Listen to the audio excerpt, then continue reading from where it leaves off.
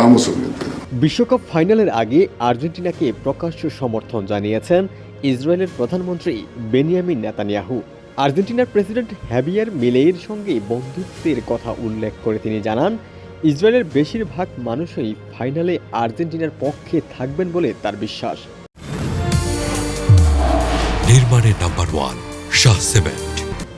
ফাইনালের মহারণে বাংলাদেশ সময় সোমবার রাত 1টায় স্পেনের মুখোমুখি হবে আর্জেন্টিনা। সেই ম্যাচের আগের দিন ইসরায়েলে নিযুক্ত আর্জেন্টিনার রাষ্ট্রদূত রাব্বি শিমোন অ্যালেক্সের সঙ্গে বৈঠক করে দেশটির প্রতি সমর্থনের কথা জানান নেতানিয়াহু। বৈঠকে আর্জেন্টাইন রাষ্ট্রদূত অ্যালেক্স দেশটির জাতীয় দলের একটি জার্সি নেতানিয়াহুকে উপহার দেন। একই সঙ্গে শোনান আর্জেন্টিনার প্রেসিডেন্ট মিলেইর পাঠানো একটি অডিও বার্তা। সেখানেই মিলেই বলেন, আপনি আমার বন্ধু, সবসময় আমাদের সমর্থন করেন।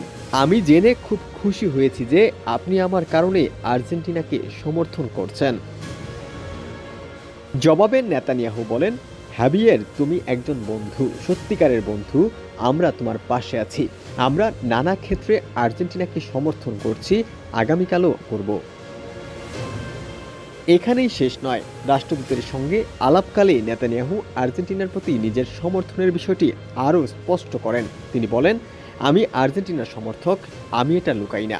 আমার মনে হয় ইসরায়েলের বেশিরভাগ নাগরিকও আর্জেন্টিনাকেই সমর্থন করছেন। Vamos Argentina. নিউ জার্সির ম্যাটলাইফ স্টেডিয়ামে অনুষ্ঠেয় ফাইনালে লিওনেল মেসির নেতৃত্বে টানা দ্বিতীয় ও নিজেদের চতুর্থ বিশ্বকাপ শিরোপার লক্ষ্যে মাঠে নামবে আর্জেন্টিনা।